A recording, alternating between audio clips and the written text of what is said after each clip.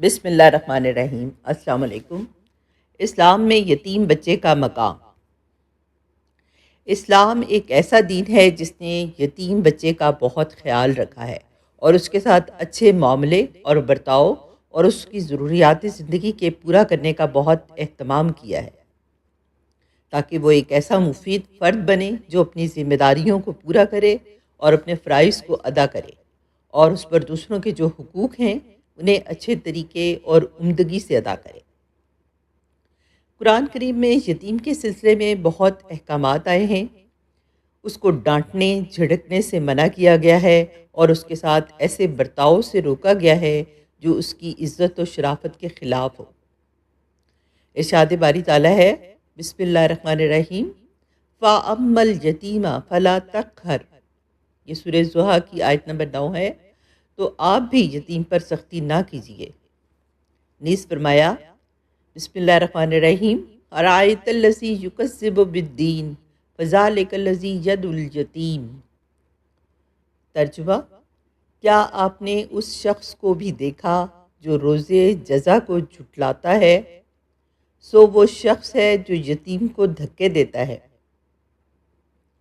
رسول اکرم صلی اللہ علیہ وآلہ وسلم نے بھی یتیم کا خاص خیال رکھنے کی ہدایت فرمائی ہے اور اس کی کفالت پر ابھارا اور اس کی دیکھ بھال کو واجب قرار دیا ہے، اور جو لوگ اس کا خیال رکھیں اور اس کے ساتھ حسن سلوک کریں تو ان کو یہ بشارت دی گئی ہے کہ وہ جنت میں رسول صلی اللہ علیہ وآلہ وسلم کے ساتھ ہوں گے۔ امام ترمذی روایت کرتے ہیں کہ نبی کریم صلی اللہ علیہ وآلہ وسلم نے ارشاد فرمایا، میں اور یتیم کی کفالت کرنے والا جنت میں اس طرح ہوں گے، اور نبی کریم صلی اللہ علیہ وآلہ وسلم نے اپنی شہادت کی انگلی اور اس کی برابر کی انگلی سے اشارہ فرمایا اور دونوں کو کشادہ رکھا۔ یہ صحیح بخاری کی حدیث ہے۔ امام احمد دو ابن حبان نبی کریم صلی اللہ علیہ وآلہ وسلم سے روایت کرتے ہیں، جو شخص اپنا دست شفقت یتیم کے سر پر پیار سے رکھے گا تو اللہ تعالیٰ ہر اس بال کے بدلے جس پر اس کا ہاتھ پھیرا ہے اس کے لیے ایک نیکی لکھ لیں گے۔ سبحان اللہ۔ اور امام نسائی رسول کریم صلی اللہ علیہ وآلہ وسلم سے روایت کرتے ہیں، اے اللہ، میں دو ضعیفوں یعنی یتیم اور عورت کے حق میں ظلم کو حرام قرار دیتا ہوں۔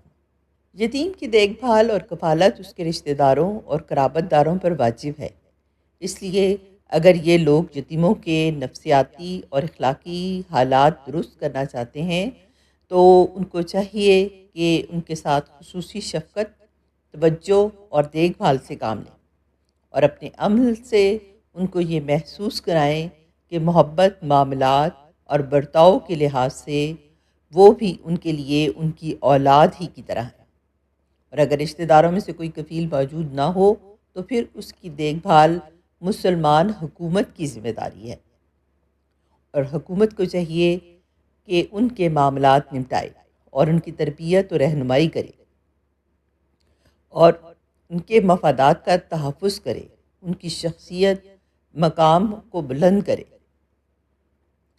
رسول اکرم صلی اللہ علیہ وآلہ وسلم کو دیکھیے جو مدینہ منورہ میں اسلامی مملکت کی داغ بیل ڈالنے والے تھے۔ آپ صلی اللہ علیہ وآلہ وسلم نے کس طرح یتیم کے ساتھ خصوصی الفت و محبت، شفقت اور پیار کا برتاؤ کیا۔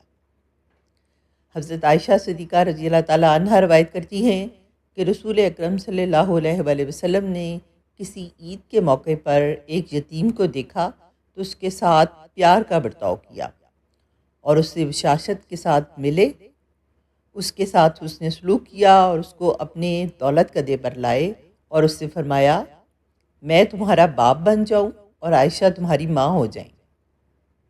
اسی طرح حکومت کا بھی فرض ہے کہ وہ لاوارث، بے سہارا، بے آسرا بچوں کی کفالت کرے، اور اگر کوئی لاوارث بچہ مل جائے تو اس کی دیکھ بھال کرے۔ جیسا کہ حضرت عمر رضی اللہ تعالیٰ عنہ کے پاس ایک شخص ایک لاوارث بچہ لایا تو انہوں نے بھی لاوارث بچے کے ساتھ یہی برتاؤ کیا، اور انہوں نے اسے فرمایا کہ اس بچے کا نان و نفقہ تو ہمارے ذمہ ہے، لیکن یہ بچہ آزاد شمار ہوگا۔